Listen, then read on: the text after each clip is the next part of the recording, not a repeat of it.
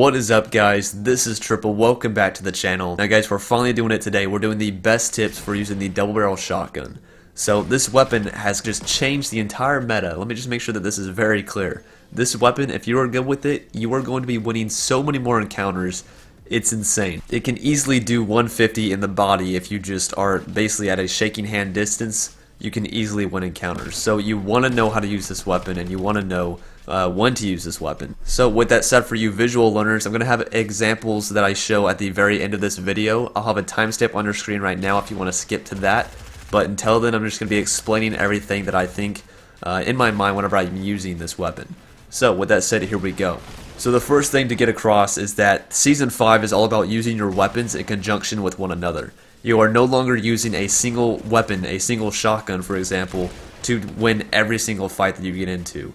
Right? You are not just running into the action with a shotgun and just going Rambo like that.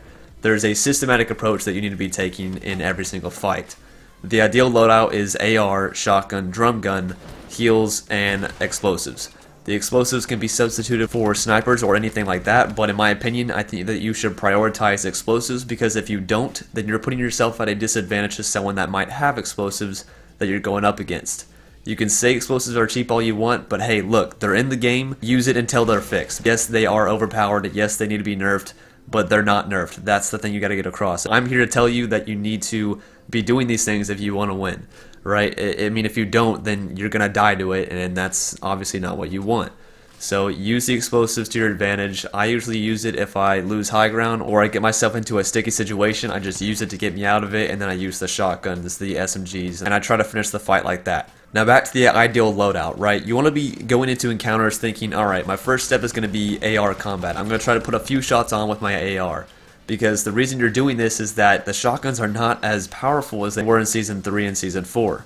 Right? They are not powerful at all, honestly. They're not reliable and they're not powerful. So you need to be getting shots on your opponent with your AR before you move up. Once you land 1 or 2 good shots with your AR and you're at a good position where you can move up, then do so. Move up and pull out the shotgun. Once you get a few good hits where you have the advantage with the shotgun damage, then go ahead and pull out the SMG if you haven't killed them already and finish the kill that way. So the main takeaway that I'm trying to get across here is that you should not be using this weapon by itself. You should not just, grab this weapon and think, oh, okay, now I can just charge in and win the fight. No.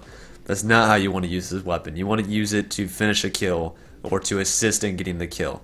So make sure that is very clear whenever you're using this weapon. Now let's talk about the weapon itself a little bit, right? You have 2 shots, and then you have a massive reload. Those 2 shots are very important, right? They can get you out of a sticky situation, or they can quickly finish a kill if you know how to use it correctly. So both shots are very important, and you need to know when to use each shot, right? You can't just spray the both shots, and I see noobs do this all the time, and it's very, very bad. I shake my head every time I see it. You'll see noobs just spray it at a distance of like a heavy shotgun range, and they'll just spray both shots, and then they're sitting there reloading in the wide open. I mean, it's like, what are you doing? You don't want to be that guy. Now, let's talk about the first shot. So the very first shot that you take is a very important one, right? And how much damage you get and what position you are relative to your opponent is going to determine if you go for that second shot or if you kind of fall back, build up a little bit, regain your high ground, and then go from there. So the first shot, when are you going for that first shot? The first thing that I think that you need to be going for is high ground, of course. Know how to build properly and get that high ground over your opponent.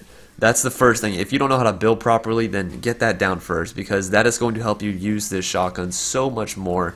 It's just insane. So make sure that you know how to build properly, get that high ground, and then after you have that high ground, just play it patiently. If the guy's trying to outbuild you, then at some point he's going to expose his body to you. And so you can take the opportunity to jump onto him, get that single shot, and if you get like a 120 damage, go for the second shot. There's no reason you shouldn't. If you're in a good position, you got good HP, you have an escape route, you're not stuck in a 1-by-1, go for that second shot, right? You're not taking a loss, because if you miss that shot or if it doesn't kill him, then you can pull out the drum gun and you can finish him that way. Let me just get this across, right? You don't need a massive hit with this gun to do really well. If both shots from this weapon do 80 damage to your opponent, that's 160 damage. That leaves him with a maximum of 40 HP left. And that's 1 headshot from a drum gun, or 2 body shots from a drum gun. So you're really not putting yourself in that bad of a situation. Now, would I go for the second shot if I got 80? Probably not, unless I see that I can easily get a high number. You know, if I'm basically at a shaking hand distance, like I've said before, then just go for that second shot. But if not, then don't go for it. Escape the situation, build up for high ground, and repeat the entire process. So just to reiterate, as a checklist, in my mind, I do this very fast. I shoot him once, then I think, okay, did I do 120 plus? If I did 120 plus, I'm going for that second shot because I know that I can probably finish him with it. And if not, then I can pull out the drum gun and finish the kill that way. But so that's the first thing, is how much damage did I do to this guy? If I did 120 plus, I'm going for it. The next thing I think of is, did I take any damage from his shot? Because likely the first shot that you put on him, there's going to be an exchange of shooting. If you think that he did more damage to you than you did to him, then you need to back up and go for the reload, go for the high ground, and get the reload that way. And then the other thing to think of is, do you have an escape route? If you're stuck in a 1-by-1 with this guy, it might not be the smartest situation to waste those 2 shots or the second shot unless you openly have the shot lined up. If you're confident in your shot that you're going to land it, then yes, use that second shot in the 1-by-1 situation and then pull out the drum gun to finish it just in case. But if not, then don't waste it. And then the last thing on my checklist is just, do I have good HP, right? Even if he didn't hit me at all, am I in a situation where I think that I could still live if he just starts spraying me with a drum gun? So those 4 things are key to be thinking in your mind when you're using this weapon and when you're thinking, okay, do I go for the next shot or do I not? The biggest thing to think of with this weapon is just don't rush anything, right? You have a gun that can do 150 damage in the body. You don't need to be rushing the kill at all unless you're going for a high kill game. But if you're not, and if you're just going for the win, you don't need to be rushing this guy. The thing that I've been working on a lot in this season is just keeping my high ground when I'm shooting people.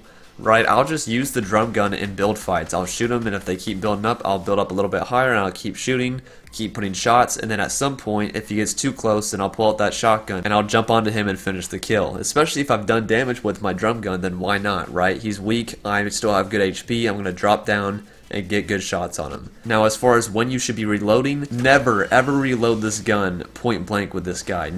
You should never be able to see him when you're reloading, or at least he should not be able to see you whenever you're reloading, right? You can watch him, but don't let him see you when you reload.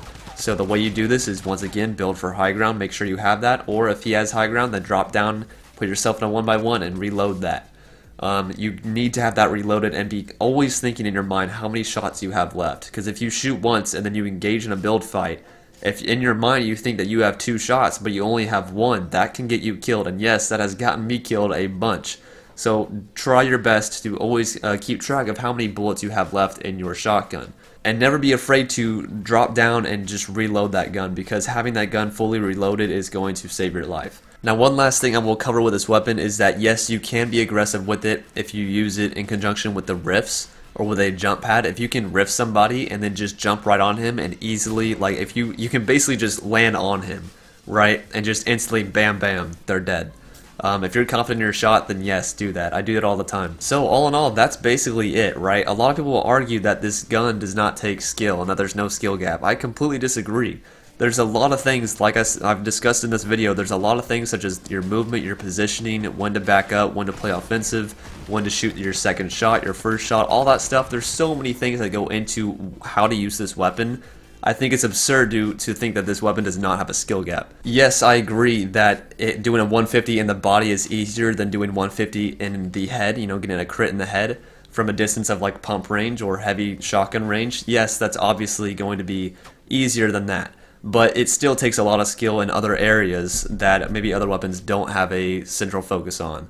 So with all that said, guys, I'm going to play these examples. If you, for whatever reason, did not understand something that I said, I think that the visual examples will help you out a bunch in just seeing how I do that. So I'm going to go ahead and play those examples right now, and if you have any questions, make sure you hit me up on Twitter, at @Trypal_YT, or you can hit me up in the comment section. I check both places often, and so if you have any questions, just don't be afraid to ask away. With that said, guys, enjoy the clips, and I'll see you in the next one. Peace.